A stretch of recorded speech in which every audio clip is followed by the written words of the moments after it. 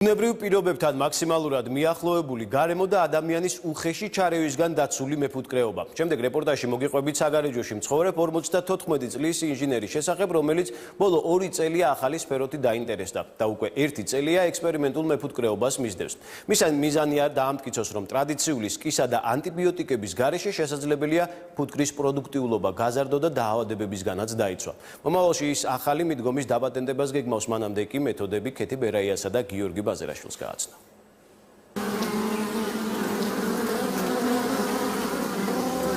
ფუტკარს შეუძლია თურმე 5-ჯერ გაიხანგრძლივოს სიცოცხლე. ხოდა ადამიანმა ხა გაიხანგრძლივოს 2-ჯერ, აბა როგორია. ეხლა ასწავლე შენ ამას აშენებოდ. არ ასწავლის, უბრალოდ ცდილობს ბუნებრივთან მაქსიმალურად მიახლოებული პირობები შეუქმნას. მათი ქცევები თავად ისწავლოს, რომ უკეთ მოუაროს. ჩვენთან საქართველოში ხო გეჯები იყო უჩარჩოდ ხო მიდევდნენ მეფუტკრეობას. მე გადავალით ამ ჩარჩოიან მეფუტკრეობას. ასეთი უკვე 15 ოჯახი ყავს. ზოგი ტყეში იპოვა, ზოგი მინდორში. თავისი ექსპერიმენტისთვის წამოიყვანა და ისინიც დარჩნენ. ბევრი ხალხების სიმახე რა. იაპონური დამაინტერესა, მაგრამ აი ეს იაპონური რო გავაკეთე იმათი ნახაზებით, მე დაიწყეს კვდებოდა ოჯახი. შევცვალე და იმდენ ამ შევცვალე უკვე დაპატენტო გახდა რა. როგორ გამოვიდა უკვე რაღაც კახური რა. ვაფშე სხვა რამე გამოვიდა. იაპონური კახური მეჯვარია? იაპონური აღარ არის უკვე. ფორმა გადარჩა რა 4 კუთხედი. ეს მოწონს იაპონელებს რომ წვავენ. გერგეთ ბაქტერიებიც ყველაფერი კვდება და უფრო ლამაზიც არის დანარჩენ შიგ თავში უკვე კონსტრუქციულ საერთოდ განსხვავდება. კონსტრუქციასთან ერთად განსხვავებულია ფუტკრების მუშაობის სტილიც. ისინი ფიჭას თავად აშენებენ საწყისი წერტილისთვის ნიკოლა ზოსიყმიშვილის კაში მხოლოდ რამდენიმე ხის ფირფიტას ამაგრებს. ამებს აშენებენ ეს. და ერთმანეთს პარალელურად რა. ну შეიძლება მისდევენ. და რამ სიგზე გამო? შეიძლება 2 მეტრი იყოს, 1 მეტრი იყოს. ბუნებაში მეტრი 5 მეტრიანებია. აი ეს არის ნამდვილი ფიჭა. ну ნატურალური. შემოწმება გარედან სკის გახსნის გარეშე ხდება. ერთი გახსნაზე თურმე რო იხსნება სკა, ფუტკარი 3-4 დღე არის სტრესულ მდგომარეობაში. ერთ 10 ჯერ მაინც ხსნიან. კასკში რა მოწმენ ღვინოს. აი მე არ ტყავ ხმაკს სხვა. აქ სხვა, ეს უკვე მზაცა. თუმცა მეტი თვალსაჩინოებისთვის ჩვენი თხოვნით ნიკოლა ზოსიყმიშვილმა სკა მაინც გახსნა. რას არ გააკეთებს საყვარელი პირველი არხის გულს.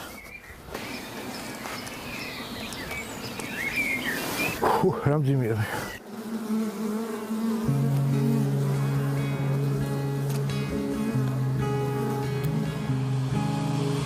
აი ყველაზე გრძელი რამ ხელა ჩამოგიხსნიათ? აქ გრძელს ყველაზე გრძელს ვერ ჩამოხსნით. ერთი корпуსი უნდა მოხსნა. ერთი корпуსი უნდა მოხსნა, корпуს შეიძლება ქონდეს სიმაღლე 15 სანტიმეტრი, 20 სანტიმეტრი გარაკს მნიშვნელობა. რომელიც უკვე თაფლით არის, ასე დანარჩენებს რატომ მოხსნი ხო? იმაში უკვე კვერცხია, ყველაზე გრძელი მომხსნას 15 სანტიმეტრი. გამოაზრდავებ, გამოწვა და ამოვდგავ დაბლიდან და სულ აქ სამუშაო ადგილი ყოველთვის აქვს თავისუფალი. ამის გულიცაც ერთ-ერთი მიზეზი რო არ გარბის, ფუტკაროდის გარბის, როცა ადგილი არ ყოფნის. ან საკვები არ ყოფნის, ან რაღაც დაავადება. ну დაავადება არის შიგ საკვები აქვს და მოცულობა კი ყოველთვის არის კაში სამუშაო. პროფესიით ინჟინერი ამბობს, რომ მის ექსპერიმენტ ჯერაც სკეპტიკურად უყურებენ. როგორც ყველაფერს გიყურებენ შიში გადარეულს, ხო გიის ხო. ну მე თუ კაია, მე გიჯერებენ, როგორც ყველგან რა, როგორც ყველგან. ექსპერიმენტებს ნორმალური ადამიანი არსად არ ატარებს. აი ეს სკები ყველა დგას ხო სეტკაზე დაბლიდან არ აქვს ცილი. საერთოდ ზანთარშია ზაფხულში და აქ ბუნებრივად არის ეს ვენტილაცია. არასდროს არ არის ტენიანობა, თვითონ არეგულირებენ. აი სხვა ტკიპა, არც ტკიპა არ აქვს თავი. და ამის ის კედლის არის რაღაც მილიმეტრის ნახევარი. ოღონდ დავასწრებ ის არანაირი მნიშვნელობა არ აქვს კედლის სისქის დგაში. სხვადასხვა ლიტერატურის გაცნობისას კი ფუტკრების კიდევ ერთი სამკურნალო თვისება აღმოაჩინა, რომ ჩვენი განამღები ჯგუფის ოპერატორმა თავადაც სცადა. პირით უნდა შეისუნთქო, როგორც იქ ალაპარაკი და ცხვირით ამოისუნთქო. ეცა შევარჭო ეს. ეხლა ამაში ამაში სეტკა ყოფილა ასთმისთვის ეს სასუნთქი არხების, უგზების იმისთვის აქ სამკურნალოდ. ბევრი დაავადება შველის თურმე ძალიან. და ეს ყოველ დღეს იგი 5 წუთი ერთ თვეში ძალიან დიდ შედეგებს იღებენ. ფუტკრების ქცევის უკეთ შესასწავლად და დაკვირვებისთვის ერთი სპეციალური სკაც დგას მონიტორით. ძირითადად სკების ტექნოლოგიების დახვეწაზე მუშაობს. კიდევ ერთი ექსპერიმენტალური პროექტი კი თბილისში წამოიწყო.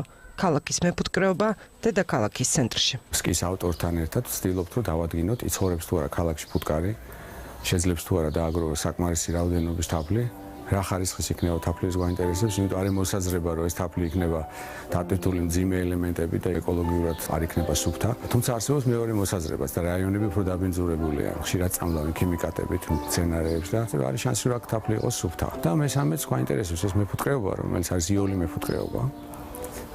რეალურად როგორ იმუშავებს. ტოკიოში ყავთ, ნიუ-იორკში, პარიზში, გრანდ-ოპერის თავზე დგას უკვე 20 წელია ეს სკები. სუფთა გასინჯული აქვს ლაბორატორიულად. თუ ყველგან იღებენ სუფთა თაფლს, ესე იგი სუფთაა ყველგან, თბილისი არ მგონი ახლა უფრო და ის იყოს, რა ქვია, გადატვირთული იყოს ვიდრე პარიზი და ნიუ-იორკი ან ტოკიო.